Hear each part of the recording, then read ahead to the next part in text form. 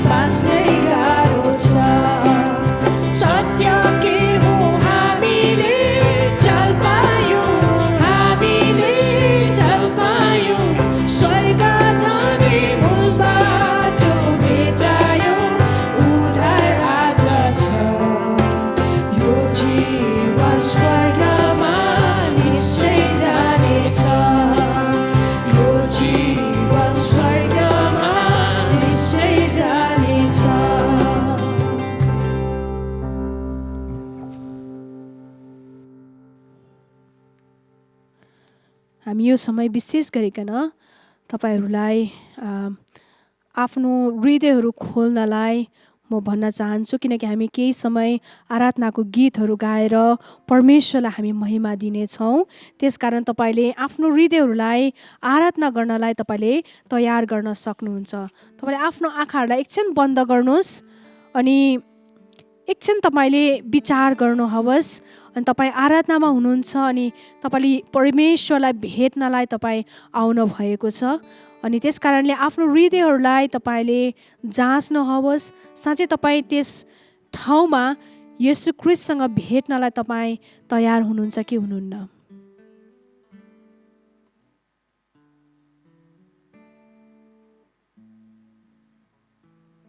यदि तपाई तयार हुनुहुन्छ भने आउनुहोस् हामी यो गीतलाई गाउँदै उहाँको आराधना अनि महिमा हामी गर्नेछौँ। यो गीतले भन्छ, छैन येशू बाहेक बचाएको अरू कोहीले। हामीलाई येशू ख्रीष्टले जुन जीवन दिनुभएको छ, हामीलाई बचाउनु भएको छ, त्यो खुसी मनाउँदै आनन्द मनाउँदै हामी यो आराधनाको गीतलाई गाउनेछौँ।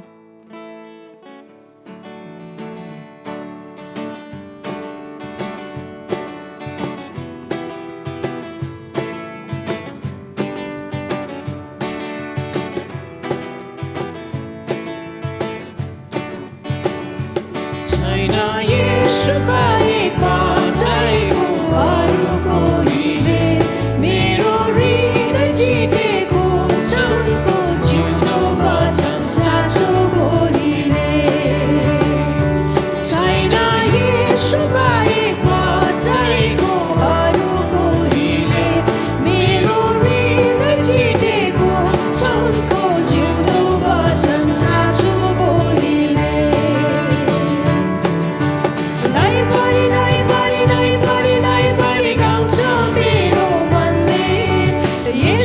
जीवन प्रेमको कथा सबलाई सुनाउँछ यो जीवनले लैभरि गाउँछ मेरो मनले येशूको जीवन प्रेमको कथा सबलाई सुनाउँछ यो जीवनले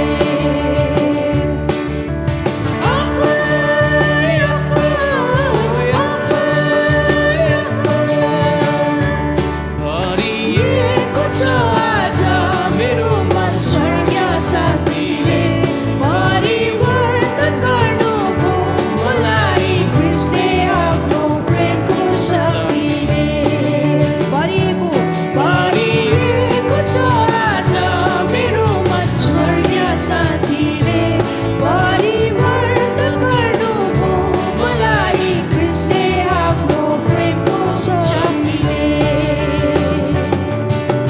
लैभरि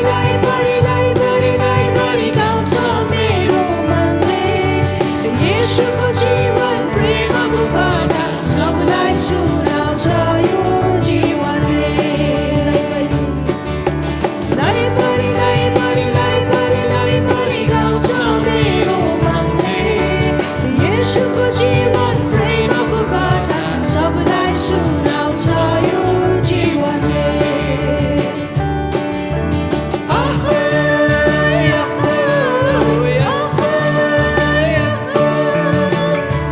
सबै थोकलाई बिर्सी आराधना ख्रीष्टको गर्नेछु उनको प्रशंसामा आनन्दले हृदय खोली नाच्दै गाउनेछु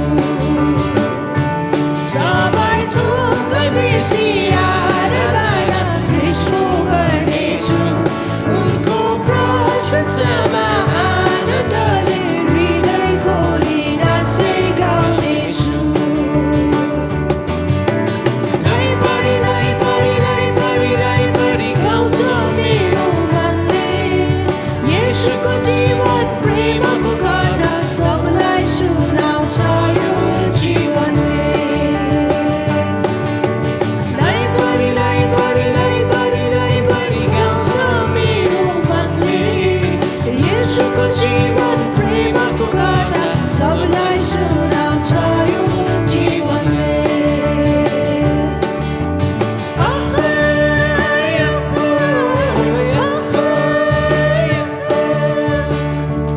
परमेश्वर हामी तपाईलाई यो समय साँच्चै नै प्रभु हाम्रो हृदयहरू आनन्दले भरिएको छ किनकि यसो तपाईले हाम्रो जीवनमा तपाईले राज गर्नु भएको छ प्रभु हामी साँच्चै नै यस बिहानी तपाईको आराधना गर्नलाई प्रभु यस ठाउँमा प्रभु ठाउँहरुमा हामी उभिएका छौं हामी तपाई परमेश्वरलाई हाम्रो हृदयको अन्तस्करणबाट तपाईलाई हामी महिमा दिन चाहन्छौं प्रभु हामी तपाईको मुहारलाई हेर्न चाहन्छौं अनि प्रभु तपाईले त्यो मुहार तपाईको मुहार हामीलाई देखाउन हवस् किनकि तपाईको पवित्रतामा प्रभु तपाई राज गर्नुहुन्छ अनि हामीलाई पनि त्यो पवित्रतामा प्रभु हामीलाई डोर्याउन हवस् ओ परमेश्वर हामी तपाईको अघि आउँदैछौं हाम्रो हृदयमा रहेका जति पनि प्रभु हामीले गरेका कति हुन सक्छ प्रभु ती सबै कुराहरूलाई प्रभु हाम्रो कमजोरीहरूलाई तपाईको अघि हामी ल्याउँदैछौं प्रभु तपाई परमेश्वरको आराधना गर्न हामीलाई दिन हवस् तपाईको मुहारलाई हामीलाई निहाल्न दिन हवस् तपाईको उपस्थितिमा हामीलाई डोर्याउन हवस् येशू प्रभु हामी तपाईलाई महिमा दिन्छौं तपाईलाई महिमा दिन्छौं आउनुहोस् प्रिय हामी यो गीतलाई गाउनेछौं म तपाईको मुहार हेर्न चाहन्छु अनि प्रभुलाई भन्न हवस् प्रभु म मेरो हृदयलाई खोलेर तपाईको मुहारलाई निहाल्न म आइरहेको छु मेरो हृदयहरूलाई खोलिदिनुहोस् मेरो आत्मिक आँखाहरूलाई खोलिदिनुहोस् तपाईले भन्न सक्नुहुन्छ यो समय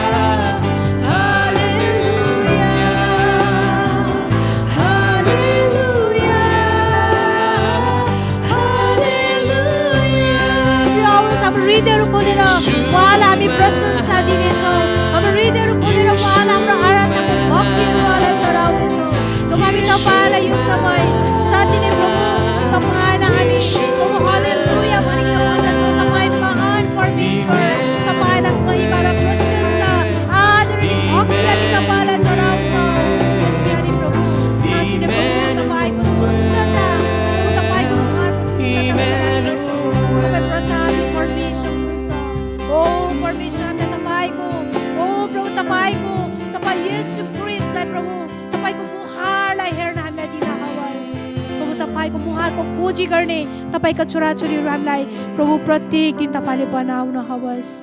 ओ प्रभु तपाईँलाई धन्यवाद। परमेश्वरको वचनले यसरी भन्दैछ, परमेश्वर हाम्रा प्रभु येशू ख्रीष्टका पिता धन्यका हुनुहुन्छ।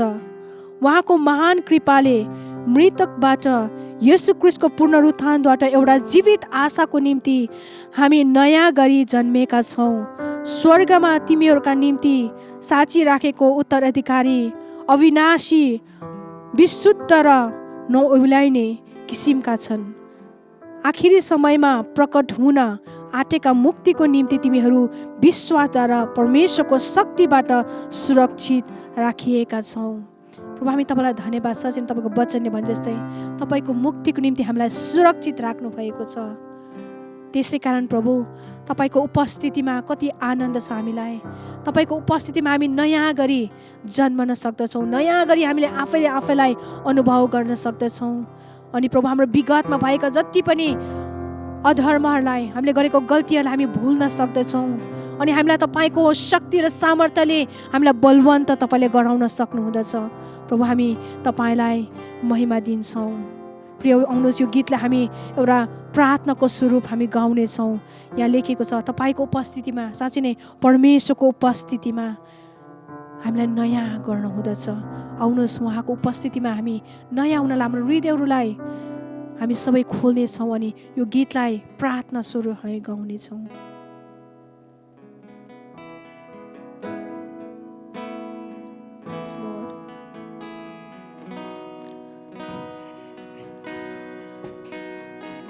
तपाईँको उपस्थितिमा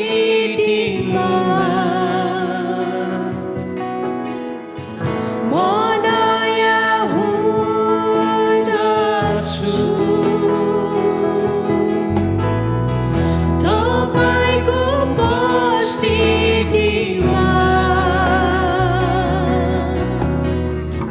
म जिउँदै हुँदछु।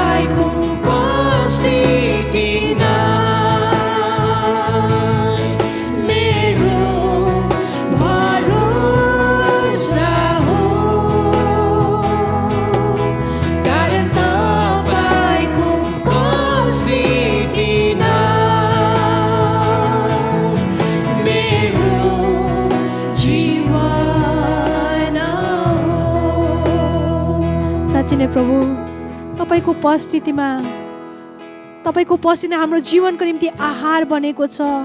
तपाईँको उपस्थिति नै हाम्रो जीवनमा प्रभु तपाईँ हाम्रो भरोसा बन्न भएको छ।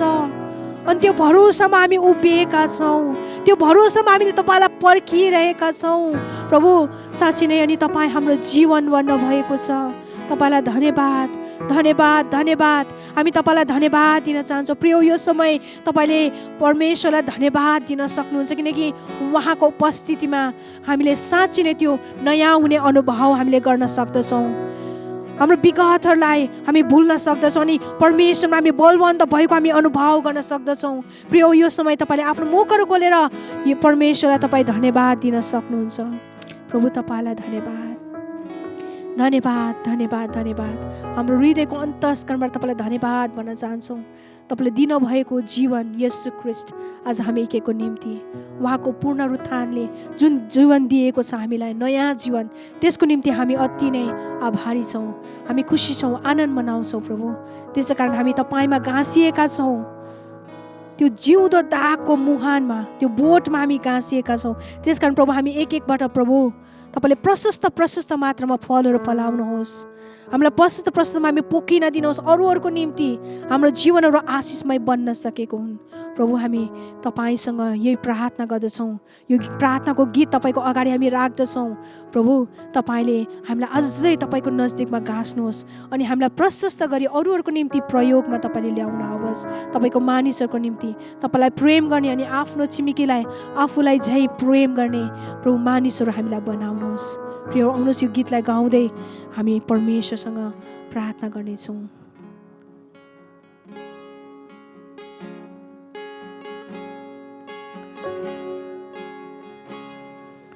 गाँसिएको छु म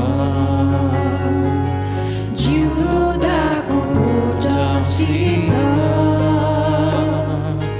बगिआउँछ जीवन ममा येशूबाट गाँसिएको छु म जिउँदो दागको बोटसित बगिआउँछ जीवन ममा येशूबाट प्रशस्त पोखिने गरेर प्रशस्त पोखिने गरेर जोडिएको छु म सनातनको मुहानसित बगिआउँछ आनन्दमा येशूबाट प्रशस्त पोखिने गरेर प्रशस्त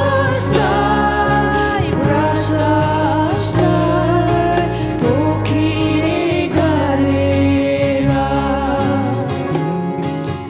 येशू भन्नु हुन्छ मलाई ममा रह तिमी सधैँ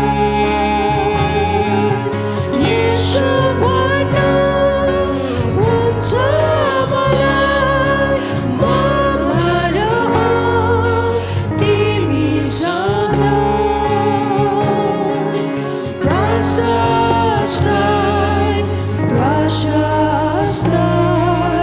फलहरू फलाउनलाई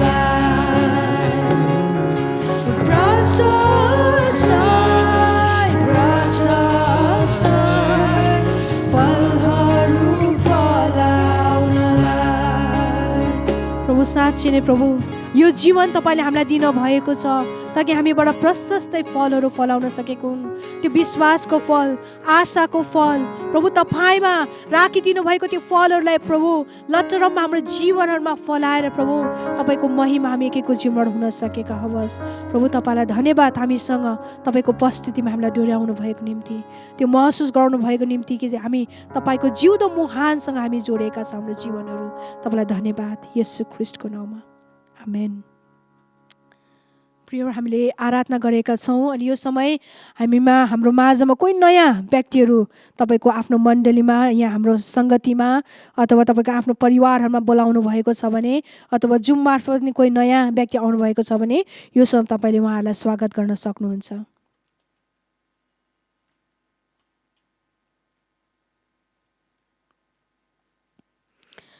आउनुहोस्, हामी यो समय हाम्रो भेटीहरू हप्ताभरिको हुनसक्छ, महिनाभरिको हुनसक्छ। तपाईँले आफ्नो भेटीहरू सञ्चालन गरेर राख्नुभएको छ भने यो समय परमेश्वरलाई दिने समय हो। हामी एउटा गीतलाई गाउँदै हाम्रो भेटीहरू सङ्कलन गर्नेछौँ।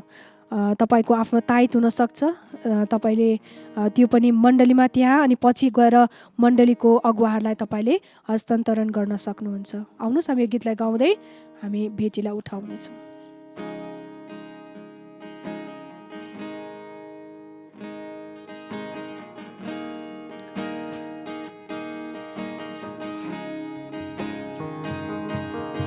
येशूको मिठो नाममा प्रेमको अँगालोमा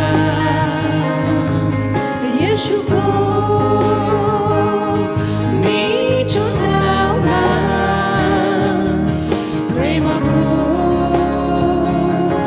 अँगालोमा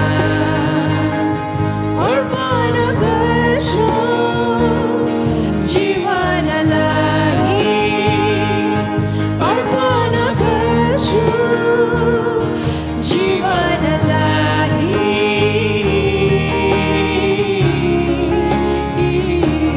ला ला ला ला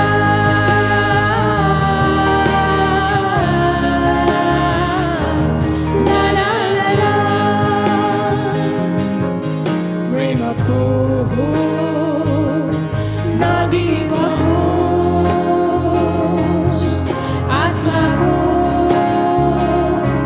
आगो जलोस् प्रेमको नदी बगोस् आत्माको आगो जलोस् मण्डलीहरूमा सदा सदा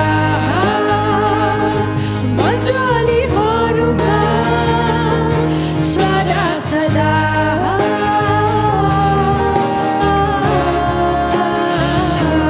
ला ला ला ला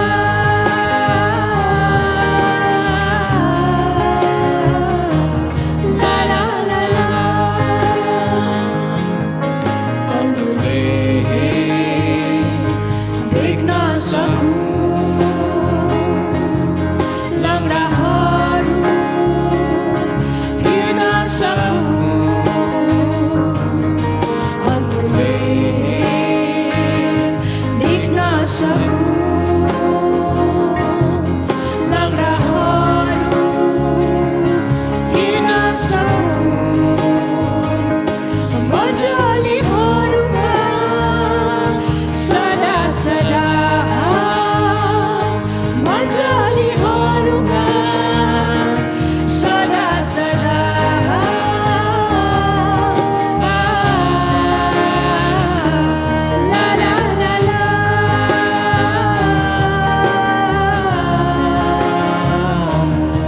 ला ला ला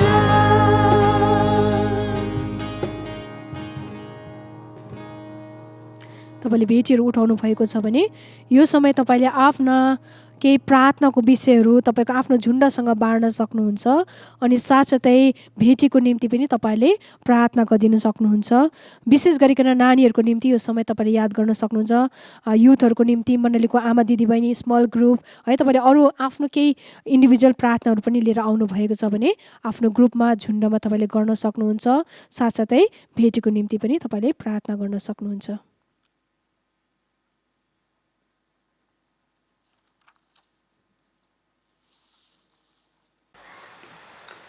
सबैलाई जय मसीह परमेश्वरलाई धन्यवाद होस् साथै क्रसवे मण्डलीका सम्पूर्ण पास्टर र अगुवाजनहरूलाई धन्यवाद दिन चाहन्छु यो समय मलाई तपाईँहरूले दिनुभएको लागि विशेष गरी जवानहरूको सङ्गतिले पश्चिमी क्षेत्रीय मण्डलीहरूले पाएको आशिषहरू तपाईँको माझमा बताउने मौका पाए पश्चिमी क्षेत्रमा कुल 7वटा क्रसवे मण्डलीहरू र 2वटा झुन्डहरू छन् जो चाहिँ गोर्खा सिङ्जु गोर्खा आर्खेत पोखरा लमजुङ भरतपुर शारदानगर र बुटोलमा रहेको छन् भने ओयाक र नवलपुरमा झुन्ड छन् गत वर्ष 2020 को लकडाउनमा भरतपुर र शारदानगरको जवानहरूको बीचमा जुममर्फात सङ्गति सुरु भयो तर हामीले यो सङ्गतिलाई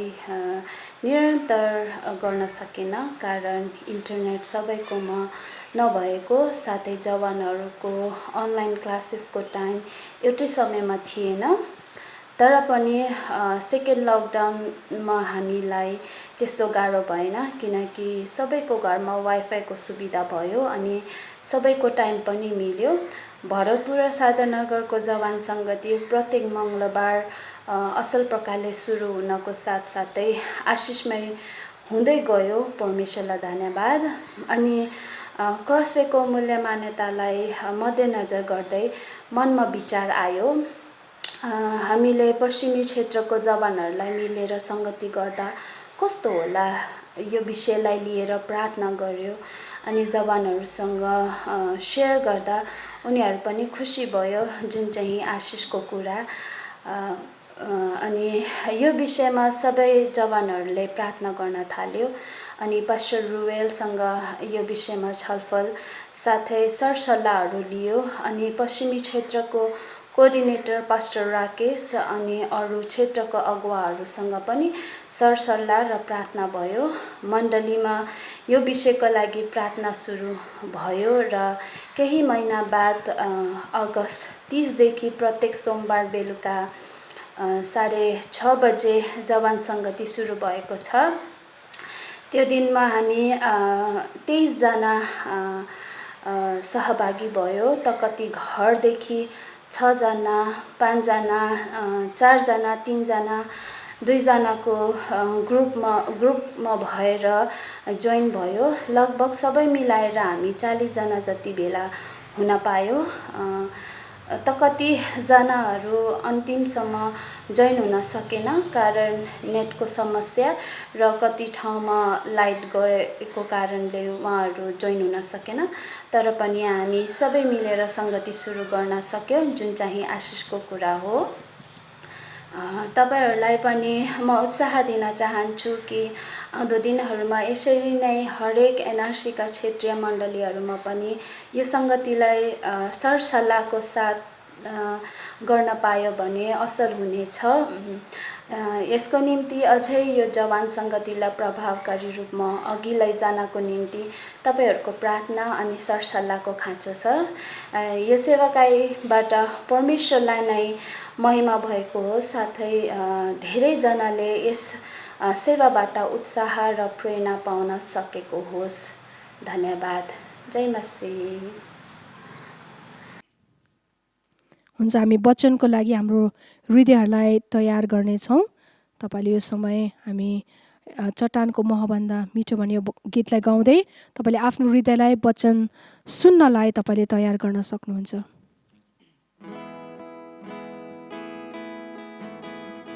चट्टानको महभन्दा मिठो, चट्टानको महभन्दा मिठो, चट्टानको महभन्दा मिठो, चट्टानको महभन्दा मिठो प्रभु चट्टानको महभन्दा मिठो छ। चाखी हेर प्रभु भलो छ।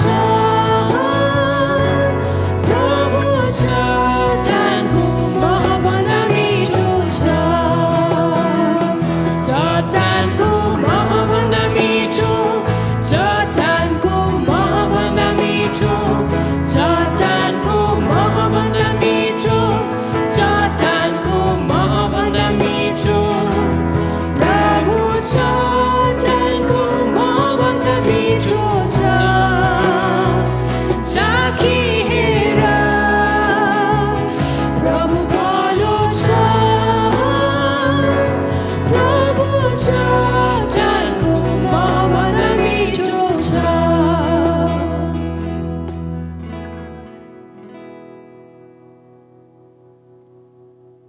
आजको वचनको खण्ड पहिलो पत्रुस 1:1-12सम्म।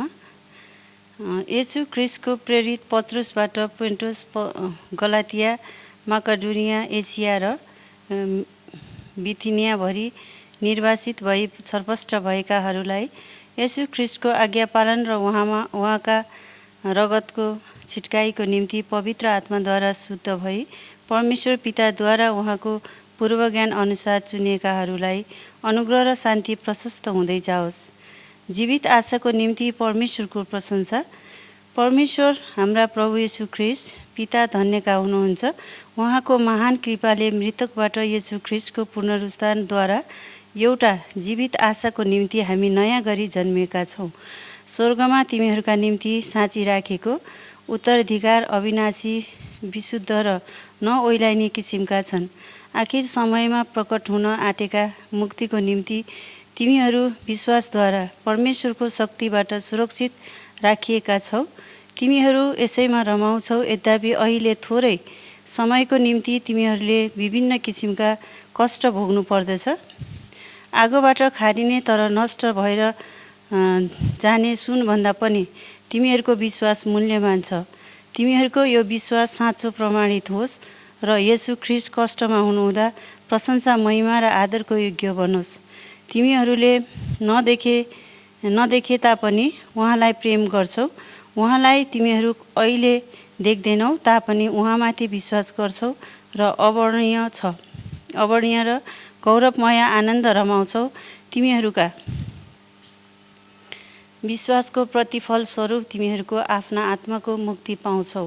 तिमीहरूका निम्ति हुन आउने अनुग्रहको विषयमा अगमवाणी बोल्ने अगमवक्ताहरूले यही मुक्तिको खोजी र तलास गरेका थिए। तिमीहरूभित्र हुनुभएका ख्रीष्टको आत्माले ख्रीष्टका कष्टहरू र त्यसपछि आउने महिमाको भविष्यवाणी गर्नुहुँदा देखाउनु भएको समय र परिस्थिति बारेमा तिनीहरूले खोजी गरेका थिए। तिनीहरूलाई यो प्रकट गरिएको थियो कि तिमीहरूले आफ्ना होइन तर तिमीहरूका सेवा गरिरहेका थिए। यी कुरा स्वर्गबाट पठाइने हुनेका पवित्र आत्माबाट तिमीहरूलाई प्रचार भएको सुसमाचार सुनाउनेहरूद्वारा अहिले तिमीहरूलाई घोषणा भएको छ। स्वर्गदूत पनि यी कुरा हेर्न अति उत्सुक छन्। परमेश्वरको वचन। परमेश्वरलाई धन्यवाद होस्। यहाँहरू सबैजनालाई जय मसीह। हामीले वचनको नयाँ श्रृङ्खला सुरु गरेका छौँ र यसको शीर्षक चाहिँ टाइटल चाहिँ कष्टमा उज्जवल आशा रहेको छ। कष्टमा उज्जवल आशा। अनि आजको पाठ चाहिँ पहिलो पत्रुस 1 अध्यायको 1 देखि 12 सम्मबाट हामी वचन सुन्नेछौँ।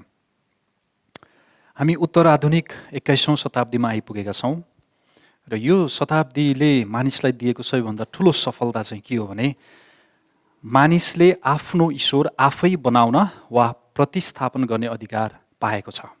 अर्को शब्दमा भन्दाखेरि अब मानिस स्वयं नै ईश्वर भएको छ। त्यसकारण आफूले प्रतिस्पादन गरेको ईश्वरलाई खुसी तुल्याउन मानिसले आफ्नो लागि धर्म, कर्म अनि आफ्नो आदतहरू आफैले तय गरेको छ।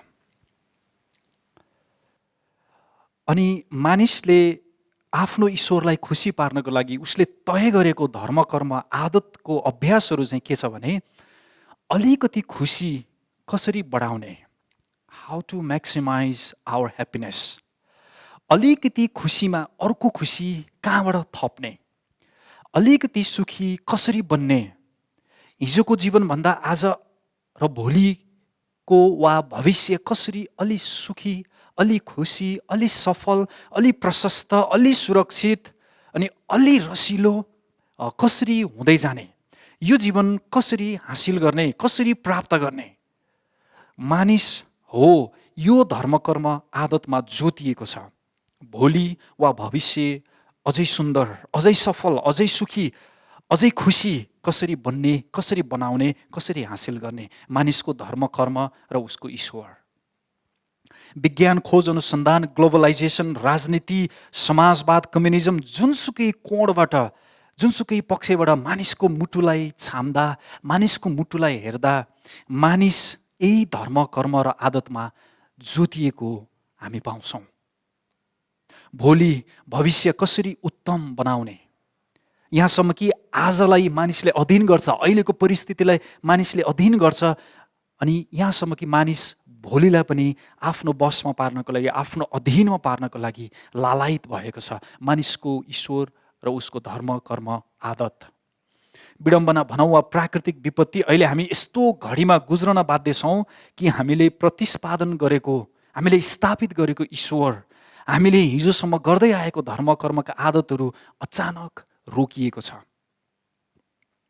कहीँ कतै कुनामा गएर थुप्रिएर बसे जस्तो हात बाँधेर स्वर्ण मात्रै बानिलाएको हाम्रो आदतहरू अहिले हामी हात बाँधेर निष्क्रिय भएर बस्नु परेको छ। कोरोना भाइरसले मानिसको ईश्वर र उसको धर्म, कर्मलाई थप्प ब्रेक लगाइदिएको छ, रोकिदिएको छ। अलिकति खुसी थपिएको छैन।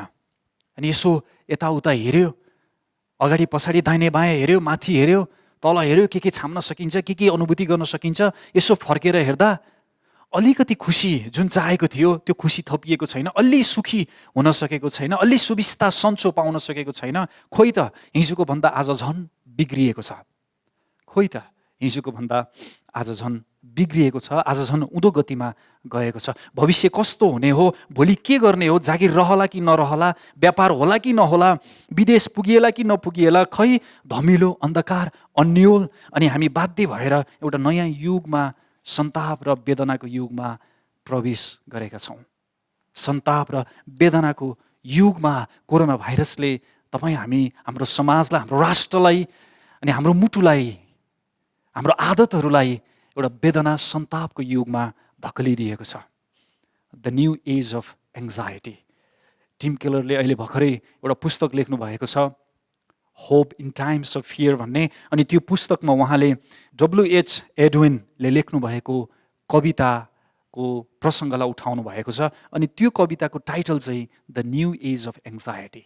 अनि मैले यो नयाँ युगको सन्ताप, यो सन्ताप वेदनाको युगलाई चाहिँ उहाँको त्यो शीर्षकबाट ल्याएको छु, the new age of anxiety. Corona भाइरसले तपाईँलाई र मलाई सन्ताप वेदनाको नयाँ युगमा धकेलिदिएको छ।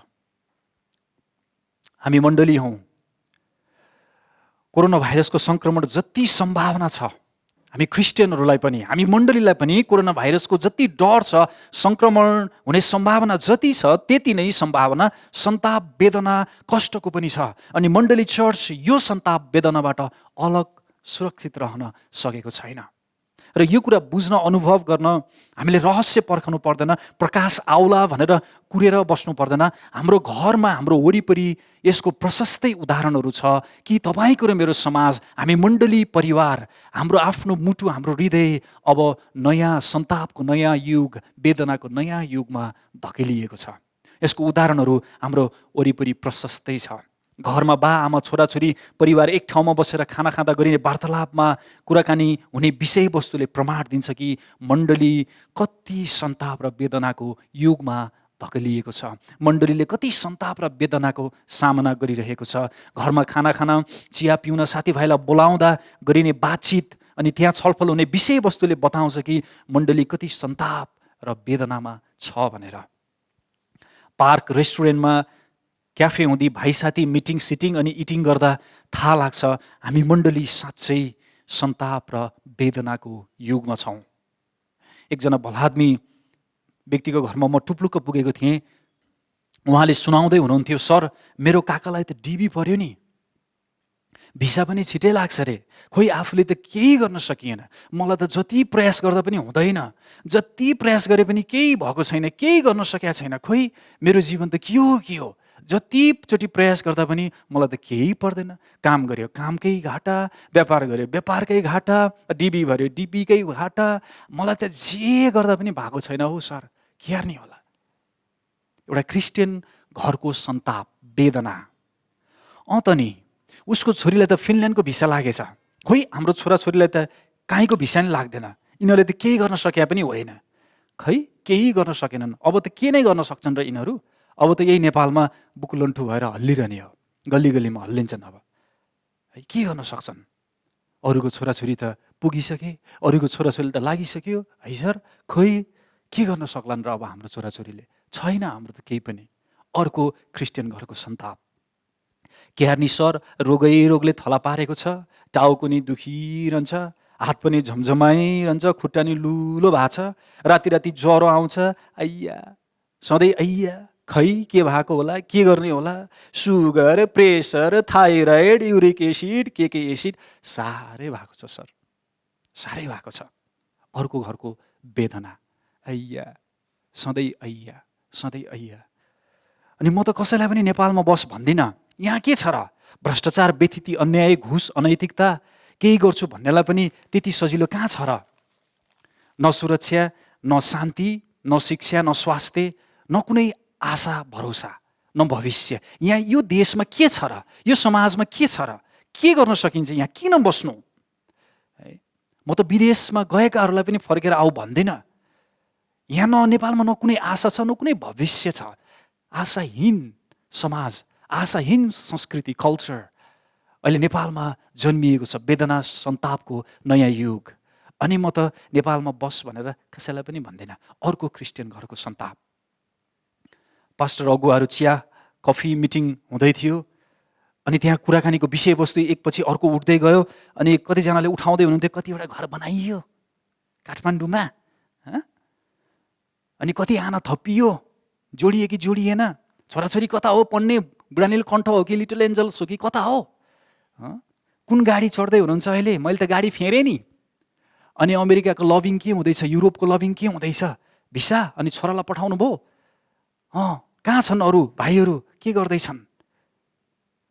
पास्टर मण्डलीको रेखदेख गर्ने गोठालाहरूको वेदना र सन्ताप।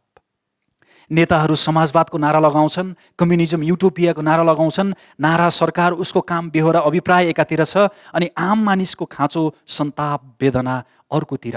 अनि हामी मण्डली पनि यही मेलोमा सामेल हुन आइपुगेका छौँ। नारा लगाउँछौँ, ह्याप्पी इस्टर। आजभन्दा 2 वर्ष अगाडि लगाएका थियौँ होला हामीले यो इस्टरको नारा, ह्याप्पी इस्टर है। टुँडी खेलमा जमात भेला भएर ब्यानर टाँगेकै थियौँ हामीले। येशू बौरी उठ्नुभयो भने नारा पनि लगाएको है। येशूमा आशा छ, भविष्य छ भनेर हामीले घोक्रो फुट्ने गरेर कराएको। तर के गर्नु, विडम्बना। एक दिन नारा त लगायौँ, 364 दिन चाहिँ त्यो मुकुण्डो खोलेर अनि उल्टो घडीमा जिउँछौँ। वर्षमा एक दिन नारा लगाउँछौँ जोरले घोक्रो फुट्ने गरी, येशू ख्रीष्टमा आशा छ, येशू ख्रीष्टले मृत्युलाई जितेर बौरी उठ्नु भएको छ। अनि त्यहाँबाट टुँडी खेलबाट आउँदा आउँदै जब हामी घर आइपुग्छौँ, जब मण्डलीमा आइपुग्छौँ, जब आफ्नो दैनिक क्रियाकलापहरू सुरु गर्छौँ, अनि हाम्रो जीवन उही गतिमा फेरि, उही भेलोसिटी, उही मोसन, उल्टो घडीमा। अहिलेको नारा छैन, अहिलेको जोस छैन, अहिलेको होस छैन, अहिलेको सन्देश छैन। अहिलेको त घोक्रो फुट्ने गरेर कराएको सबै कुरा सेलाउँदै सेलाउँदै मत्थर हुँदै उहिलिएको फुल जस्तै ह्याङ्ल्याक्रा छैन। हामीले येशूको पुनरुत्थानलाई बिर्सिएका छौँ। नाराहरूमा, आश्वासनहरूमा है, यी त सब भन्ने कुरा हुन्, अरूलाई सुनाउने कुरा हुन् है, अरूलाई आइडिया दिने कुराहरू हुन्, अरूलाई फिलोसफी दिने कुराहरू हुन् यो त। अनि हामीले चाहिँ येशू ख्रीष्टको पुनरुत्थानलाई बिर्सिएका छौँ। हाम्रो स्मरणबाट बिस्तारै यो जाँदै हट्दैछ। अनि यसलाई अङ्ग्रेजीमा रिजरेक्सन अम्नेजिया भनिन्छ। हामीले पुनरुत्थान भन्ने कुरा, यो घटनालाई हामीले बिर्सिसकेका छौँ। यसको ह्याङओभर हामीसँग छैन। हामीले बिस्तारै हाम्रो जीवन, हाम्रो कार्य व्यवहारबाट हामीले यसलाई पन्छाउँदै गएका छौँ। यो त केवल नारामा मात्रै सीमित छ, नेताहरूले लगाउने नारा जस्तो। कुराकानी गर्छौँ, बोल्छौँ, आशा नै नभए जस्तो गरी, छैन, भएन, पुगेन, आइया दुख्यो, यहाँ हाम्रो जीवन कुराकानीको प्रसङ्ग, हामी बोल्दा, साथीभाइहरूसँग भेट हुँदा, खानपिनको जीवनशैली, रहनसहनलाई विचार गर्छौँ हामी। आशा भोलि नै नभए जस्तो गरी म त्यसकारण म मेरो। अनि पावलले फिलिपीको पुस्तकमा भन्नुहुन्छ, तिमीहरूको पेट नै तिमीहरूको ईश्वर हो। मै खाउँ, मै लाउँ, म कसरी हँसुर्ने, कसरी म मण्डलीको कार्य व्यवहारमा आबद्ध हुन्छौँ। प्रार्थना, सङ्गति, वचन सेवा, अनि 10 बजे सङ्गति सुरु हुन्छ। अनि हामी 10:45 खुट्टा घिसार्दै, मन लागि नलागी हामी मण्डलीमा आबद्ध हुन आउँछौँ। अनि फोन गर्छौँ, खै बिजी छु हो, म त काम छ, भ्याउँदैन, के गर्ने, नेक्स्ट टाइम है। अनि फेरि सरी ल पनि भन्दै भ्याउँछन्। मण्डलीको आबद्धता यस्तो छ। ससानो कुरामा चित्त फाट्छ, मन दुख्छ, चर्च आउन मन लाग्दैन, रिस आवेग सम्हाल्नै नसक्ने, अनि हामी आशाविहीन जस्तै भएका छौँ। चिन्ता, फिक्री, निराशा, तनाव, सन्तापले थिचिएका छौँ, पिल्सिएका छौँ, अनि हामी भित्र अत्तालिएका छौँ। त्रास बढेको छ। हाम्रो अनुहारको हावभावले यी कुराहरू देखाउँछ। हाम्रो दैनिक जीवनहरूले, हामी मार्केटमा, बजारमा हिँड्दा, हामी फेसबुक, सामाजिक सञ्जालमा हामी एपियर हुँदा, हामीले लाइक गर्ने कुराहरू, हामीले हेर्ने कुराहरूले, हामी रेस्टुरेन्ट जाँदा हामीले छनौट गर्ने कुराहरूले यो कुरा प्रष्ट देखाएको छ कि हामी भित्र अत्तालिएका छौँ, हामी त्रास, व्याकुलताले भरिएका छौँ, अनि आतुरता बढेको छ। हाम्रो हृदयमा डर, अनिश्चयता, असुरक्षा, घृणा, तिरस्कार, निरुत्साहले अधीन गर्न थालेको छ, रुल गर्न थालेको छ। अनि भनिन्छ हाम्रो हृदयलाई जे कुराले रुल गर्छ, जे कुराले अधीन गर्छ, अनि त्यसको अभिव्यक्तिहरू त्यही कुराबाट बनेर आउँछ। अनि हाम्रो हृदयलाई निरुत्साहले अधीन गर्न थालेको छ। अनि हामी मण्डली क्रिस्चियनहरूको जीवन र चेहरा पतेराले चुसेको धानको गेडा जस्तो बेरसको भएको छ, पोष हराएको। हाम्रो जीवनलाई मूल्याङ्कन गर्दा, हाम्रो अनुहारको हाउभावहरूलाई मूल्याङ्कन गर्दा, हाम्रो टोनालिटी बोली वचनहरूलाई, हाम्रो दैनिक जियाइहरूलाई अनुभव गर्दाखेरि, हेर्दाखेरि, छाम्दाखेरि मलाई लाग्छ हाम्रो क्रिस्चियन जीवन अहिले पतेराले चुसेको धानको गेडा जस्तो फुस्रो, बेरसको, पोष हराएको, न त फल्छ न फलाउने सम्भावना नै छ। हाम्रो जीवन, क्रिस्चियन जीवन पतेराले चुसेको धानको गेडा जस्तै भएको छ, बेरसको। तर वास्तविकता यो हो कि, वास्तविकता यथार्थ यो हो कि हामीहरू आशाले भरिएका मानिसहरू हौँ। चर्च जाने व्यक्तिहरू, ख्रिस्टमा ग्रहण गरेर बप्तिस्मा पाएका मानिसहरू, परमेश्वरको करारको समाजमा आबद्ध भएका तपाईँ हामी आशाले भरिएका परमेश्वरका मानिसहरू हौँ। ख्रिस्टको पुनरुत्थानले हामीलाई यो निश्चित भविष्यको आशा दिएको छ।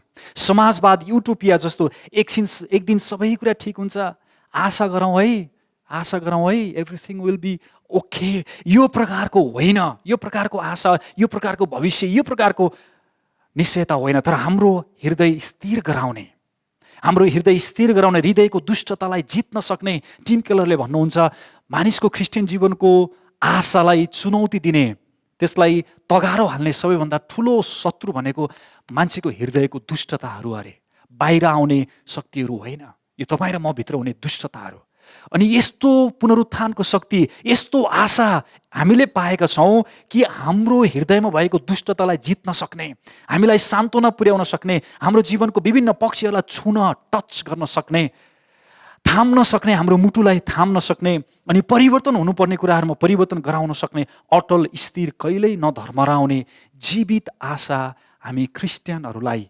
ख्रिस्टकाहरूलाई परमेश्वरले थमाउनु भएको छ, थमाउनु भएको छ। अनि अहिले यो वचन सुन्दै गर्दा हामी यही निश्चित अथवा यही उज्जवल आशामा फर्किएर आउनेछौँ र जीवनको सन्तापहरू जति नै ठुला भए पनि ती सन्तापहरूको सामना गर्न हामी तयार हुन उत्साहित हुनेछौँ, हामी तयार हुनेछौँ, हामी ती कुरामा उत्साहित हुनेछौँ।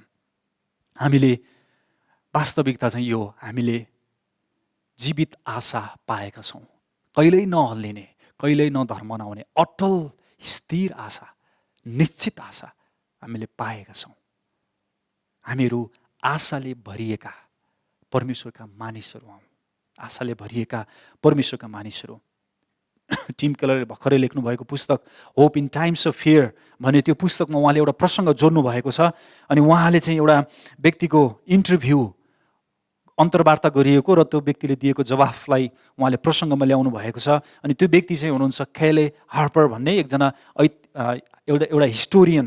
अनि उहाँले चाहिँ उहाँलाई सोधिएको थियो पहिलो शताब्दीमा यस्तो दुःख सन्तापको समयमा, सिजनमा मण्डली चर्चहरू कसरी स्थिर बस्यो, कसरी क्रिस्चियनहरूको सङ्ख्या यति धेरै भयो, कसरी मण्डलीहरू यति धेरै जन्मिए, यो कसरी, यो के कारणले गर्दा यस्तो सम्भावना भयो भनेर त्यो हार्परलाई प्रश्न गरिन्छ। अनि हार्परले जवाफ दिनुहुन्छ। अनि जवाफमा उहाँले यसरी भन्नुहुन्छ, they live in this world, they experienced pain and they loved others.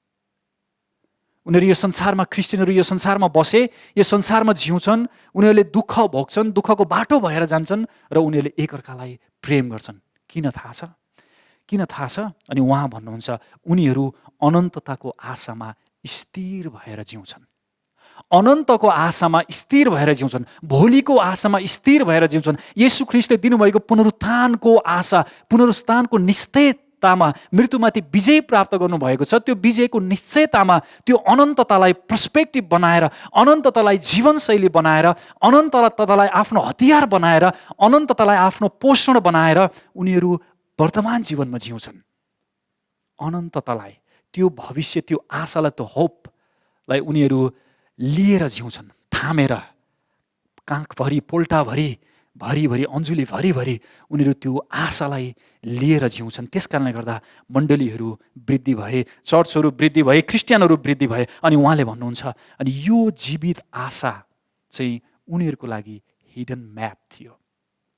त्यति बेलाको सङ्क्रमणकालीन अवस्था, पहिलो शताब्दीको दुःखदायी अवस्थाहरूमा मण्डली बन्नुको रहस्य चाहिँ उनीहरूले जीवित आशामा आफूलाई स्थिर राखेका थिए। अनि यो चाहिँ उनीहरूको लागि हिडन म्याप थियो, एउटा नक्सा थियो।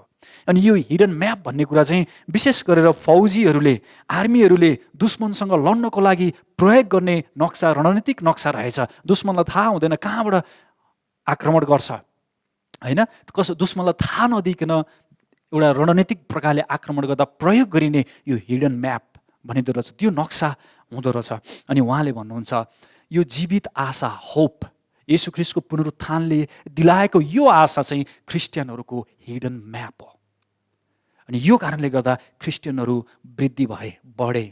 हामी सन्ताप, कष्टमा छौँ, तर हाम्रो लागि आज यही हिडन म्याप, प्रोजल आशा, जीवित आशा दिएको छ। यो आशामा मण्डलीलाई बोलाइएको छ। परमेश्वरले यो आशामा मण्डलीलाई बोलाउनु भएको छ। र यो वचनको श्रृङ्खलाको जरुरी पनि यही हो कि यो सन्तापको युग सामना गर्न, यो सन्तापको युगलाई नेभिगेट गरेर हामी यो सन्तापको युगलाई छिर्नको लागि, यसबाट पार लाउनको लागि हामीलाई एउटा अस्त्र चाहिएको छ, हामीलाई एउटा हतियार चाहिएको छ, हामीलाई नक्सा चाहिएको छ। अनि त्यो हिडन म्याप, त्यो नक्सा चाहिँ परमेश्वरले हामीलाई यो जीवित आशा दिनुभएको छ, यो प्रज्वल आशा दिनुभएको छ। अनि आजको वचनको बोल पनि मैले यसरी नै लेखेको छु कि हामीहरू जीवित आशाको निम्ति ख्रीष्ट येशूमा नयाँ गरी जन्मिएकाहरू हौँ। तपाईँ र हामी मण्डली जीवित आशाको निम्ति, तपाईँ र म मण्डली जीवित आशाको निम्ति ख्रीष्ट येशूमा नयाँ गरी जन्मिएकाहरू हौँ, ताकि अरूहरूलाई, आशाविहीन भएकाहरूलाई यस आशामा निमन्त्रणा दिन आह्वान गर्न सकौँ। हामीहरू परमेश्वरका मानिसहरू, मण्डली करारका मानिसहरू, हामी जीवित आशाले भरिएका मानिसहरू हौँ। सन्तापको युगमा जिउनको लागि परमेश्वरले मण्डलीलाई दिनुभएको नक्सा, हिडन म्याप यही हो प्रियहरू। अहिले धेरै जस्तो मार्केटमा एउटा एकदम पपुलर कुरा रहेछ, पठाओ भन्ने एउटा हुँदो रहेछ। त्यो म्याप, नक्सा, त्यो आदान प्रदान, सामान ओसार पसार गर्ने, यात्रु लाने लैजाने पठाओ भन्ने एउटा यातायातको प्रविधि आएको रहेछ। अनि त्यसमा ट्याक्सी, बाइक हुँदो रहेछ। अनि त्यसमा ठेगाना दिएपछि, पठाओलाई गुगलमा सर्च गरेर ठेगाना दिएपछि उनीहरूले आफ्नो मोबाइलमा इन्स्टल भएको नक्सा प्रयोग गरेर ठ्याक्क ठेगाना पत्ता लगाउँदो रहेछ, होइन? तपाईँहरू पनि प्रयोग गर्नुभएको छ होला, पठाओ ट्याक्सी, पठाओ बाइक, है? म यहाँ छु भनेर तपाईँले एकान्त कुनाको ठेगाना दिनुपर्छ, पत्ता लगाएर उनीहरूको नक्साबाट पत्ता लगाएर ठ्याक्कै आइपुग्छ। अनि यो सन्तापले भरिएको नवयुगमा परमेश्वरले हामीलाई हाम्रो गन्तव्य पहिल्याउनको लागि, हाम्रो भोलि पहिल्याउनको लागि, हाम्रो भविष्य पहिल्याउनको लागि, हाम्रो आशामा निश्चित, हाम्रो आशालाई भेट्नको लागि, ट्यान्जिबल होप, हाम्रो निश्चित आशालाई छुनको लागि, टेस्ट गर्नको लागि, है? त्यससँग हाम्रो मुटु टकराव हुनको लागि, हाम्रो गुजबामहरू तोसँग बढाउनको लागि परमेश्वरले हामीलाई हिडन नक्सा दिनुभएको छ। त्यो गन्तव्यमा नेभिगेट गरेर पुग्नको लागि हामीलाई त्यो हिडन नक्सा, हिडन म्याप दिनुभएको छ। त्यो चाहिँ हो जीवित आशा। हामी जीवित आशा। अनि परमेश्वरले यो जीवित आशा हामीलाई थमाउनु भएको छ भनेदेखि आजको वचनमा यो जीवित आशाको विषयमा म छोटकरी चर्चा गर्नेछु। पहिलो पत्रुस 1 अध्यायको 1 देखि 12 सम्म हामी अध्ययन गर्नेछौँ। तपाईँले आफ्नो हातमा यो खण्डलाई खुला राख्न सक्नुहुन्छ। हामी एकछिन सन्दर्भलाई अध्ययन गरौँ। पहिलो पत्रुस 1 अध्याय। प्रेरित पत्रुसले यो चिठी पोन्टस, गलातिया, कापाडोकिया, एसिया र बिथिनियाभरि निर्वासित भई छरपष्ट भएकाहरूलाई रोमबाट लेखेका छन्। यहाँ तपाईँले 1 अध्यायको 1 पद पढ्नुभयो भने त्यही कुरा पाउनुहुन्छ। येशू ख्रीष्टको प्रेरित पत्रुसबाट भनेर यहाँ लेखिएको छ, सुरुवात गरिएको छ। पोन्टस यो चाहिँ समुद्र तटसँग जोडिएको भागहरू, गलातिया, कापाडोकिया, एसिया र बिथिनियाभरि निर्वासित भन्ने शब्द चलाएको छ। एक्जाइल भई छरपष्ट भएकाहरूलाई, यत्र तत्र छरिएकाहरू, जसको आफ्नो स्थायी ठेगाना छैन, जसको आफ्नो स्थायी घर छैन, जसको आफ्नो स्थायी जमिन छैन, जो शरणार्थी भएर उनीहरू हिँड्नु परेको छ। यिनीहरू चाहिँ अहिले हामीले बुझ्दाखेरि अफगानका हाम्रा प्रिय दाजुभाइहरू जस्तो, जसले चाहिँ शरण लिनको लागि अरू राष्ट्रहरू गुहार्नु परेको छ। अब उनीहरूको लागि आफ्नो स्थायी घर छैन, आफ्नो स्थायी ठेगाना छैन, आफ्नो स्थायी जमिन छैन, आफ्नो पहिचान, अब उनीहरूको पहिचान धर्म रहेको छ। यो प्रकारको मानिसहरूलाई, छरपष्ट भएका क्रिस्चियनहरूलाई, यहुदी क्रिस्चियन, अन्य जाति क्रिस्चियनहरूलाई पत्रुसले यो पत्र सम्बोधन गरेका छन्। अनि उनीहरूको हालत त्यस्तै छ। अनि यो पत्र पढ्ने विश्वासीहरूको हालत सन्तापको युगमा प्रवेश गरे जस्तो उनीहरूको हालत पनि दुःख कष्टले भरिएको छ। 1 अध्यायको 6 पदले भन्छ, तिमीहरू यसैमा रमाउँछौ, यद्यपि अहिले थोरै समयको निम्ति तिमीहरूले विभिन्न किसिमका कष्ट भोग्नुपर्छ। उनीहरूले कष्ट भोगिरहेका छन् विभिन्न किसिमका। 2 अध्यायको 19देखि यसरी लेखिएको छ, परमेश्वरलाई सम्झेर कुनै मानिसले अन्यायपूर्ण कष्ट सहन्छ भने त्यो परमेश्वरमा प्रशंसनीय छ। उनीहरूले परमेश्वरको नाउँमा कष्ट भोगिरहेका छन्, किनभने तिमीहरूले खराब काम गरेर कुटाइ खाँदा धैर्यसँग सहयो भने यसमा ठुलो कुरो के छ र? तर तिमीहरूले असल गरेर पनि दुःख भोग्नु पर्दा धैर्यसँग सहन्छौ भने यो परमेश्वरमा ग्रहणयोग्य हुन्छ, किनकि यसैको निम्ति तिमीहरू बोलाइएका हौ। ख्रिस्टले पनि तिमीहरूका निम्ति कष्ट भोग्नुभयो अनि तिमीहरूका लागि एउटा उदाहरण छोडी जानुभयो र तिमीहरू उहाँकै पाइलामा हिँड्नुपर्छ। उहाँले कुनै पाप गर्नु भएन र उहाँको मुखमा कुनै छलको कुरा पाइएन। तिनीहरूले उहाँलाई अपमान गर्दा उहाँले साटो फेर्नु भएन, दुःख भोग्नु हुँदा उहाँले धम्की दिनु भएन, तर उचित न्याय गर्नुहुनेमाथि उहाँले भरोसा राख्नुभयो। कष्ट भोगेका छौ तिमीहरूले पनि परमेश्वरमा भरोसा राख। पत्रुसको सान्त्वना, उत्साहको वचन। उनीहरू कष्ट भोगिरहेका छ। अनि 4 अध्यायको 4 पदले पनि हामीलाई यही कुरा जनाउँछ, तिनीहरूसँग भ्रष्टताको बाटोमा नहिँडेका देखेर तिनीहरू छक्क पर्छन् र तिमीहरूलाई बदखुवाइ गर्छन्। हेर्नुहोस् त, 3 अध्यायको 13 पददेखि पनि यही छ, यदि तिमीहरू भलाइको निम्ति उत्साहित छौ भने तिमीहरूको हानि गर्ने को हुन्छ र? तर धार्मिकताको खातिर दुःख भोग्नै परे तापनि तिमीहरू धन्यका हौ। तिनीहरूका धम्कीको डर नमान र भयभीत नहौ, तर ख्रिस्टलाई प्रभु मानेर तिम्रो हृदयमा उहाँको श्रद्धा गर। तिमीहरूमा भएका आशाको विषयमा कसैले सोधपुछ गरे त्यसको जवाब दिन सधैँ तत्पर बस, तर त्यो काम नम्रता र श्रद्धा साथ गर। क्रिस्चियन भएकोमा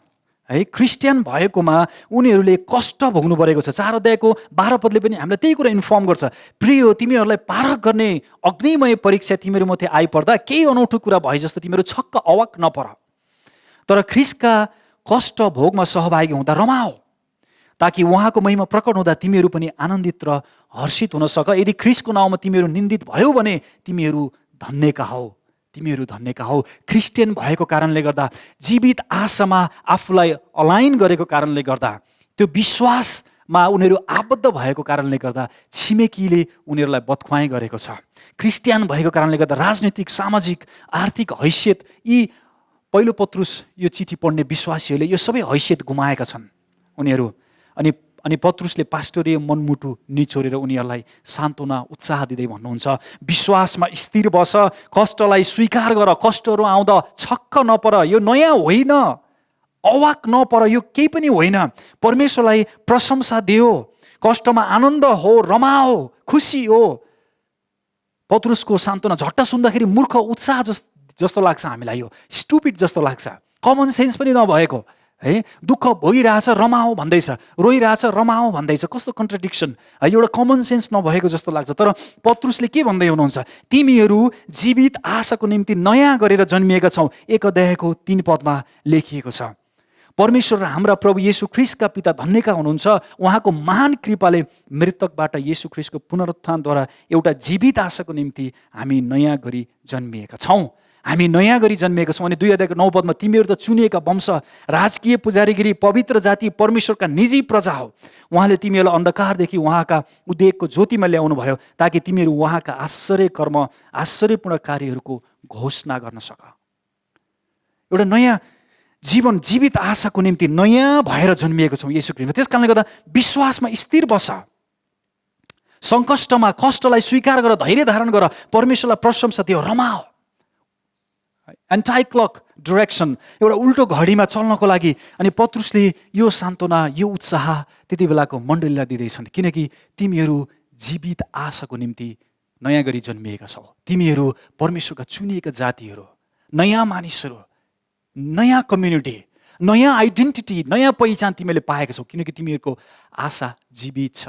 त्यो आशा कस्तो छ? 4 पदमा भनेको छ, स्वर्गमा तिमीहरूका निम्ति साँचिराखेको उत्तराधिकार अविनाशी, विशुद्ध र नौइलिने किसिमका छन्। अनि यो आशा, यो जीवित आशाको लागि तिमीहरू नयाँ भएका छौ। त्यस कारणले गर्दा विश्वासमा स्थिर हो, कष्ट आउँदाखेरि अवाक नपर, सरप्राइज, यो हुन्छ, स्वीकार गर, धैर्य धारण गर, रमाओ, परमेश्वरको प्रशंसा गर। कस्तो उत्साहको वचन हो यो।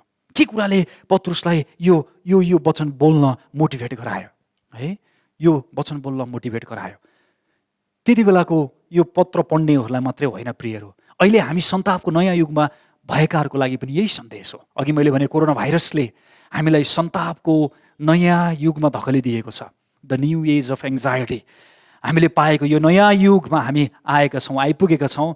र नि यो नयाँ युगमा, सन्तापको नयाँ युगमा भएकाहरूको लागि सन्देश यो, हामी पनि यही जीवित आशामा फर्किएर आउँ। हामी पनि यही जीवित आशाको लागि नयाँ बनिएर जन्मिएका छौँ। येशू ख्रीष्टमा नयाँ भएर जन्मिएका छौँ। पहिलो कोरिन्थी 15:19 पावलले भन्नुहुन्छ, यदि यस जीवनको लागि मात्र ख्रीष्टमा हामीले आशा राखेका छौँ भने हामी सबै मानिसहरूभन्दा बढी दयनीय हुन्छौँ। बढी दयनीय, सबैभन्दा लाज मर्दो कुरा है, सबैभन्दा ठेस लाग्ने कुरा, सबैभन्दा शरमको कुरा, अनुहार छोपेर हिँड्नुपर्ने कुरा चाहिँ यो। यदि हामीले यो जीवनको लागि मात्रै येशूमा आशा राखेका छौँ भनेदेखि यो शर्मको कुरा हो। मण्डलीलाई, हामी विश्वासीलाई शर्मको कुरा हो। बाइबल पनि ख्रीष्टसँग सङ्गत गर्नेहरू, हामी आराधना सङ्गतिमा भाग लिनेहरूलाई यो शर्मको कुरा हो। हामी जीवित आशाको लागि नयाँ गरिएर बनिएका छौँ। यदि यस जीवनको लागि मात्रै ख्रीष्टमा हामीले आशा राखेका छौँ भने हामी दयनीय छौँ। हामी आशाले भरिएका परमेश्वरका मानिसहरू हौँ। हाम्रो भोलि भविष्य अनन्त जीवन ख्रीष्टको पुनरुत्थानले निश्चय भएको छ। अनि मण्डली, यही जीवित आशामा फर्किआउनुहोस्, यही जीवित आशामा फर्किआउनुहोस्। किनकि म तीनवटा कुराहरू सरस्वती तपाईँहरूको माझमा राख्न चाहन्छु। किनकि परमेश्वर स्वयं नै आशाको कर्ता हुनुहुन्छ। परमेश्वर स्वयं नै आशा हुनुहुन्छ। जीवित आशामा फर्केर आउनुहोस् मण्डली, किनकि परमेश्वर आशाको कर्ता हुनुहुन्छ। परमेश्वर स्वयं नै आशा हुनुहुन्छ। 1 अध्यायको 3 पदले हामीलाई यो कुरा बताउँछ, परमेश्वर र हाम्रा प्रभु येशू ख्रीष्टका पिता धन्यका हुनुहुन्छ। उहाँको महान कृपाले मृतकबाट येशू ख्रीष्टको पुनरुत्थानद्वारा एउटा जीवित आशाको निम्ति हामी नयाँ गरी जन्मिएका छौँ। पत्रुसले परमेश्वर पितालाई धन्यवाद दिनुहुन्छ। अनि उहाँले भन्नुहुन्छ, पिताले हामीलाई जीवित आशा दिनको लागि उहाँले आफ्नो पुत्रलाई मृत्युबाट बौरी उठाउनु भएको छ। वाह! हामीलाई जीवित आशामा नयाँ गरी जन्माउनको लागि, त्यो आशा हाम्रो काखपल्टमा थमाउनको लागि उहाँले आफ्नो पुत्रलाई क्रुसमा मर्न दिएर, कुल्चिन पिल्चिन दिएर, अनि तेस्रो दिनमा उहाँले जीवित प्रस्तुत गर्नुभएको छ संसारको लागि। परमेश्वर आशाको कर्ता हुनुहुन्छ। परमेश्वर स्वयं आशा हुनुहुन्छ। जब उत्पत्ति 3 अध्यायको 15 पद पढ्छौँ हामी, पहिलो मानिसको अनाज्ञाकारिताले पाप आयो अनि पापले त्यहाँ सबै कुराहरू बेथिति बेमेल भयो उत्पत्ति 3 अध्यायमा। अनि परमेश्वरले उत्पत्ति 3 अध्यायको 15 पदमा आशाको वचन बोल्नुभयो, त र स्त्रीको बिचमा दुश्मनी हालिदिनेछु, स्त्रीको सन्तानले तेरो शिर कुच्याउनेछ र तैँले उसको कुर्कच्चो डस्नेछस्। परमेश्वरले यो आशाको वचन बोल्नु हुँदाखेरि उहाँले सिद्धान्त, आइडियोलोजी, प्रिन्सिपलको बारेमा बोल्नु भएन, इतिहासको बारेमा बोल्नु भएन, घटनाक्रमको बारेमा मात्रै बोल्नु भएन। यो वचन, यो आशाको वचन बोल्दै गर्दाखेरि परमेश्वर स्वयं आफ्नो बारेमा, परमेश्वरले परमेश्वरको बारेमा, उहाँको आफ्नो बारेमा बोल्नुभयो। प्रियहरू, परमेश्वर नै हुनुहुन्थ्यो यो आशाको केन्द्र, यो आशाको उद्देश्य, यो आशाको यो ट्यान्जिबल, यो छुन सकिने, यो अनुभूति एक्सपिरियन्स गर्न सकिने यो आशा परमेश्वर स्वयं हुनुहुन्थ्यो। उहाँ हामीसँग हुन आउनुभयो, इम्यानुएल परमेश्वर। अनि उहाँ अनुग्रह र सत्यताले हाम्रो माझमा वास गर्नुभएको छ। आशाको कर्ता परमेश्वर स्वयं हुनुहुन्छ। आशाको कर्ता परमेश्वर हुनुहुन्छ। आशा स्वयं परमेश्वर हुनुहुन्छ।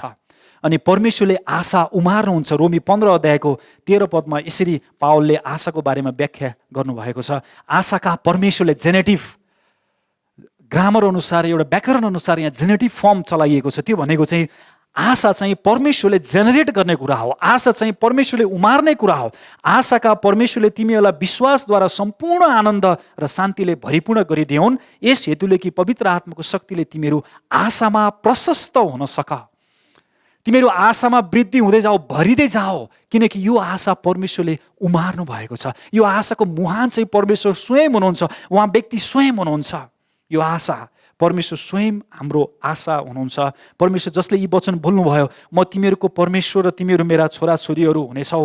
हाम्रो आशा स्वयं पिता परमेश्वर हुनुहुन्छ। सबै कुरा एक दिन ठिक हुनेछ, यो प्रकारको होइन ओके जनरलाइज होप, एक दिन सबै कुरा ठिक हुनेछ, पर्खेर ढुकेर बसौँ, यो प्रकारको होइन। समाजवाद, युटोपिया, सबै खुसी अलिकति खुसी बढाउँ न, अलिकति सुखी बढाउँ न, अलिकति उत्तम, भोलि अलिकति सफल, अलिकति प्रशस्त, यो प्रकारको आशा होइन।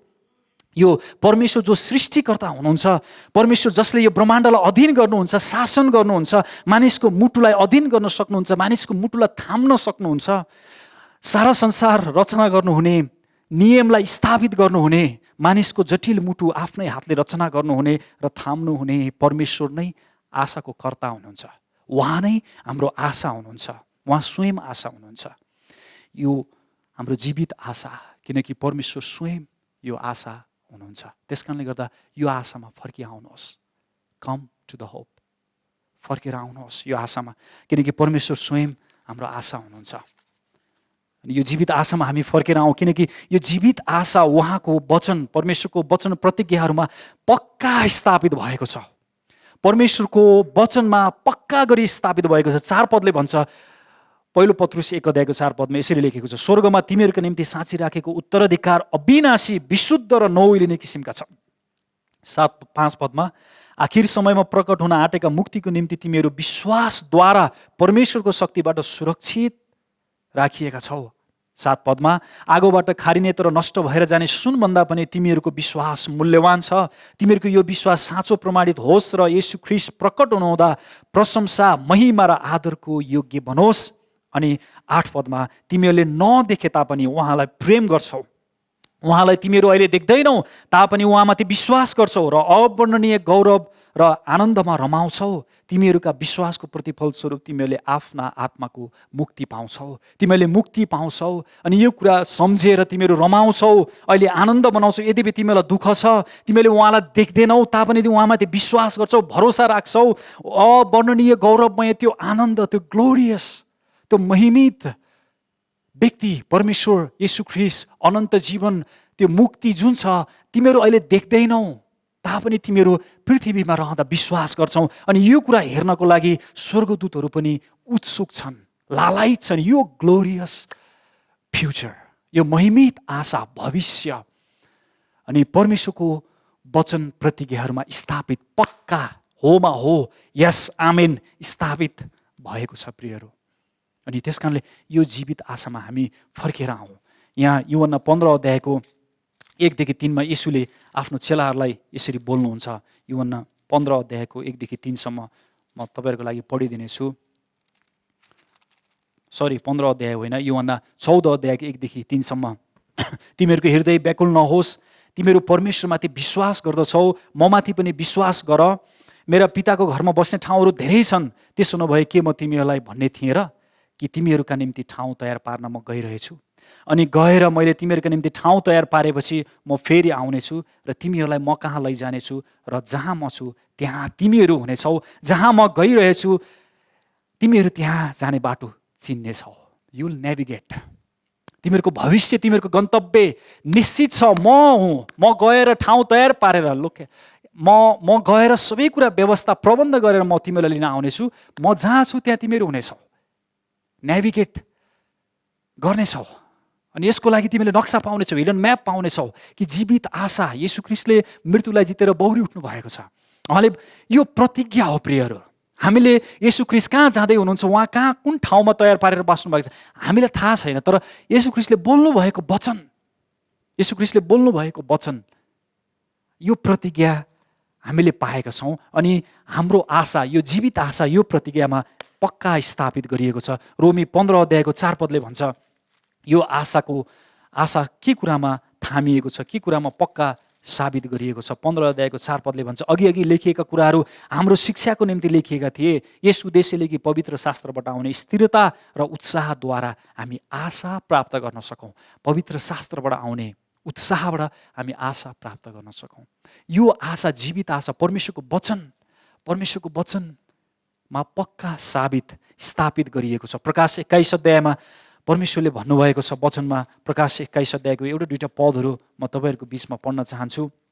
3 पददेखि, सिंहासनबाट यसो भन्ने एउटा चर्को स्वर मैले सुने, हेर परमेश्वरको बास मानिसहरूसँग भएको छ, उहाँ तिनीहरूसँग बास गर्नुहुनेछ र तिनीहरू उहाँका प्रजा हुनेछन् र परमेश्वर आफै तिनीहरूका परमेश्वर भएर तिनीहरूसँग रहनुहुनेछ। उहाँले तिनीहरूका आँखाको आँसु पूर्ण रूपले पुछिदिनु हुनेछ र फेरि मृत्यु नै हुने छैन र शोक र पीडा पनि हुने छैन, किनकि पहिलेका कुराहरू बितिसकेका छन्। अनि 6 पददेखि उहाँले मलाई भन्नुभयो, अब सिद्धियो, म अल्फा र ओमेगा हुँ, आदि र अन्त्य म नै हुँ। तिर्खाउनेहरूलाई जीवनका पानीको फुवाराबाट म सित्तैमा दिनेछु। जसले विजय प्राप्त गर्छ त्यसले त्यो उत्तराधिकार पाउनेछ। अनि पत्रुसको पुस्तकले भन्छ त्यो उत्तराधिकार अविनाशी, विशुद्ध, नओइलिने किसिमका छन्, नधर्मराउने किसिमका छन्। त्यो उत्तराधिकार पाउनेछ र म त्यसका परमेश्वर हुनेछु र त्यो चाहिँ मेरो छोरो हुनेछ। म त्यसको परमेश्वर र त्यो चाहिँ मेरो छोरो हुनेछ। परमेश्वर स्वयं हाम्रो आशा। अनि यो आशा उहाँको वचनमा, जीवित वचनमा, प्रतिज्ञाहरूमा पक्का स्थापित गरिएको छ। अनि यो प्रतिज्ञाको आशा, जीवित आशा हेर्नको लागि स्वर्गदूतहरू पनि लालायित छन्। मानिसले प्रतिपादन गरेको सिद्धान्त, आइडियाजहरू फेल हुन्छन्, आउटडेटेड, काम नलाग्ने हुन्छ प्रियहरू। तर परमेश्वरको वचन सदा जीवित, अटल रहन्छ। उहाँको प्रतिज्ञाहरू होमा हो, आमेन, यस, सत्य छन्। प्रकाश 22 अध्यायको 6 पदले भन्छ यी वचन भरपर्दा र सत्य छन्, जुन वचन परमेश्वरले आफ्नो प्रतिज्ञाहरूमा राख्नु भएको छ, हाम्रो लागि दिनुभएको छ, सत्य र भरपर्दा छन्। यो प्रतिज्ञा एक श्रीमानले श्रीमतीलाई दिएको जस्तो होइन, टुट्न सक्ने सम्भावना भएको, एक नेताले भाषण गरे जस्तो होइन, जुन जहिले पनि झुट आश्वासन मात्रै साबित हुने। यी प्रतिज्ञाहरू दिनेले भन्नुभयो म नै बाटो, सत्य र जीवन हो। उहाँले दिएको यो हाम्रो काख पोल्टामा थमाउनु भएको यी वचन प्रतिज्ञाहरू सत्य छन्, किनकि उहाँमा झुट छैन। उहाँले भन्नुभएको छ म सत्य हुँ, अनि मैले दिएको यो वचन सत्य छ, यसमा झुट छैन। उहाँ विश्वास योग्य परमेश्वर हुनुहुन्छ प्रियहरू। हिब्रू 10 अध्यायको 23 पदले भन्छ हामीले दृढ स्वीकार गरेको आशालाई दोधार नभइकन दरिलोसँग थामिराखौँ, किनकि जसले प्रतिज्ञा गर्नुभयो उहाँ विश्वास योग्य हुनुहुन्छ। हाम्रो लागि जीवित आशा परमेश्वरले आफ्नो वचन प्रतिज्ञाहरूमा स्थापित गर्नुभएको छ। यो भरपर्दो छ, पक्का छ, निश्चय छ, यो ट्यान्जिबल, ठोस। परमेश्वरले बोल्नुभएको यो प्रतिज्ञा, यो आशाहरूमा, यो जीवित आशामा, यो उज्जवल आशामा फर्कनुहोस् मण्डली। Come to the hope. यो आशामा फर्केर आउनुहोस्। अन्तिम तेस्रो कुरा, जीवित आशा ख्रीष्टको मृत्यु र पुनरुत्थानले पक्का स्थापित भएको छ, पक्का स्थापित गरेको छ। उहाँको शरीर मण्डली यस आशाको साक्षी हो। जीवित आशा जसको लागि हामी नयाँ गरी जन्मिएका छौँ, यो आशा येशू ख्रीष्टको मृत्यु र पुनरुत्थानले पक्का साबित भएको छ, स्थापित भएको छ, नहल्लिने गरी। र यो आशाको गवाही चाहिँ हामी मण्डली हौँ। 10 पददेखि तल पढौँ, पहिलो पत्रुस 1 अध्यायको। तिमीहरूका निम्ति हुन आउने अनुग्रहको विषयमा अगमबाडी बोल्ने अगमवक्ताहरूले यही मुक्तिको खोजी र तलास गरेका थिए। तिनीहरूभित्र हुनुभएका ख्रीष्टको आत्माले ख्रीष्टका कष्टहरू र त्यसपछि आउने महिमाको भविष्यवाणी गर्नुहुँदा देखाउनु भएको समय र परिस्थितिको बारेमा तिनीहरूले खोजी गरेका थिए। तिनीहरूलाई यो प्रकट गरिएको थियो कि तिनीहरूले आफ्ना होइन तर तिमीहरूका सेवा गरिरहेका थिए। यी कुरा स्वर्गबाट पठाइनु भएका पवित्र आत्माबाट तिमीहरूलाई प्रचार भएको सुसमाचार सुनाउनेहरूद्वारा अहिले तिमीहरूलाई घोषणा भएको छ। अनि स्वर्गदूतहरू पनि यी कुरा हेर्न अति उत्सुक छन्। जुन आशा, जीवित आशामा, उज्जवल आशामा हामी नयाँ गरी जन्मिएका छौँ, यो आशा चाहिँ येशू ख्रीष्टको कष्टहरूले, ख्रीष्टका कष्टहरूले भन्ने शब्द प्रयोग गर्नुभएको छ पत्रुसले 11 पदमा। ख्रीष्टका कष्टहरू भनेको उहाँ चाहिँ मानिस हुनुभयो, उहाँले बप्तिस्मा लिनुभयो, मानिससँग आफूलाई आइडेन्टिफाई गराउनु भयो, अनि मानिसको पक्षमा उहाँले त्यो परमेश्वरको क्रोधको कचौरा उहाँले पिउनु भयो, अनि उहाँ क्रुसमा मर्नुभयो। मानिसले मर्ने त्यो मृत्युलाई उहाँले आफूमा सार्नुभयो, लिनुभयो, कष्ट उहाँको। अनि उहाँको कष्ट भनेको छ। अनि त्यसपछि आउने महिमा भनेको छ यहाँ अर्को। त्यो आउने महिमा भने येशू ख्रीष्टको पुनरुत्थान। उहाँले त्यो कष्ट पार गरेर मृत्युलाई जितेर उहाँ बौरी उठ्नु भएको छ। अनि उहाँको क्रुसको मृत्यु र मृत्युपछिको पुनरुत्थानले चाहिँ तपाईँको र मेरो जीवित आशालाई सिल गरेको छ, लाल मोहर, त्यो छाप लगाएको छ। हाम्रो नागरिकतामा नेपाल सरकारको चिन्ह, छाप लगाए जस्तो अब तपाईँको र मेरो जीवित आशा पक्का साबित भएको छ। कसरी? किनभने परमेश्वरले आफ्नो पुत्र मर्नको लागि दिनुभएको छ। यस, तिमीहरूको लागि आशा छ। कसरी? लुक एट, मेरो छोरालाई हेर, मैले मर्नको लागि दिएको छु। मेरो छोरालाई हेर, मैले जीवित प्रस्तुत गरिदिएको छु। है, जीवित आशालाई पक्का स्थापित गर्न परमेश्वरले आफ्नो पुत्र क्रुसमा मर्न दिनुभयो र तेस्रो दिन संसारको लागि मृत्युबाट जीवित प्रस्तुत गरिदिनु भयो। उहाँ भन्नुहुन्छ पुनरुत्थान र जीवन म नै हुँ। मलाई विश्वास गर्ने अन्धकारमा हिँडुल गर्ने छैन, मलाई विश्वास गर्ने कहिल्यै मर्ने छैन। कि तिमी यो विश्वास गर्छौ? कि तिमी यो विश्वास गर्छौ? जसरी टुकी बत्ती निभ्न खोज्दा तेल थप्नुपर्छ अनि तेल हालेपछि त्यो बत्ती फेरि बल्छ, त्यसै गरी जब हामी हरेस खान्छौँ, निरुत्साही हुन्छौँ, कष्ट सन्तापले पिल्सिन्छौँ, हाम्रो आशाको दियो धिपधिप धिपधिप मधुरो हुन्छ। आशाको दियो धिपधिप धिपधिप मधुरो हुन्छ। अनि त्यति बेला हामीले आशाको दियो जलाउन तेल हाल्नुपर्छ। अनि त्यो तेल चाहिँ हो सुसमाचार, गस्पल। सुसमाचार येशू ख्रीष्ट परमेश्वर येशू ख्रीष्टमा पृथ्वीमा आउनुभयो, मानिस बन्नुभयो, उहाँले बप्तिस्माको करारबाट भएर जानुभयो। यद्यपि उहाँको लागि आवश्यक थिएन, मानिसको पक्षको क्रोधको कचौरा उहाँले उठाउनु भयो, मृत्युवरण गर्नुभयो, तेस्रो दिनमा मृत्युलाई जितेर बौरी उठ्नुभयो र उहाँले भन्नुभयो पुनरुत्थान र जीवन म नै हुँ, के तिमी यो विश्वास गर्छौ? के तिमी यो विश्वास गर्छौ? सुसमाचार, जब हामी यो सुसमाचारमा हाम्रो हृदयलाई, हाम्रो जीवनशैलीलाई बानी पार्छौँ अनि हाम्रो आशाको दियो बलिरहन्छ। कसैले भनेका छन् तिम्रो आशालाई जीवित राख, किनकि आशाले तिमीलाई जीवित राख्छ। आशाले तिमीलाई जीवित राख्छ। 4:9 पद हामीले पढिसकेका छौँ। तिमीहरूका विश्वासको प्रतिफल स्वरूप तिमीले आफ्ना आत्माको मुक्ति पाउँछौ। तिमीहरूको आशा, जीवित आशा पक्का साबित भएको छ, सिल लगाएको छ। अब यो परिवर्तन हुनेवाला छैन, यो हल्लिनेवाला छैन, यो फेरबदल हुनेवाला छैन, किनकि येशू ख्रीष्टको क्रुस र पुनरुत्थानले, मृत्यु र पुनरुत्थानले यसलाई साबित स्थापित गरिदिनु भएको छ। पहिलो कोरिन्थी 15 अध्यायको 56 र 58 पदलाई म तपाईँहरूको माझमा पढ्नेछु। पावल भन्नुहुन्छ 55 देखि नै, ए मृत्यु तेरो विजय कहाँ? ए मृत्यु तेरो खिल कहाँ? मृत्युको खिल पाप हो र पापको शक्ति व्यवस्था हो। तर परमेश्वरलाई धन्यवाद होस् जसले हामीलाई हाम्रा प्रभु येशू ख्रीष्टद्वारा विजयी दिनुहुन्छ। मृत्युको खिल पाप हो र पापको शक्ति व्यवस्था हो। तर परमेश्वरलाई धन्यवाद होस् जसले हामीलाई हाम्रा प्रभु येशू ख्रीष्टद्वारा विजय दिनुहुन्छ। यसकारण कन्क्लुजनमा अथवा एप्लिकेसनमा पावलले के भन्नुहुन्छ? यसकारण मेरा प्रिय भाइयो स्थिर र अटल रहो, प्रभुको काममा सधैँ बढ्दै जाओ, किनकि तिमीहरू जान्दछौ कि प्रभुमा तिमीहरूको परिश्रम व्यर्थ हुँदैन।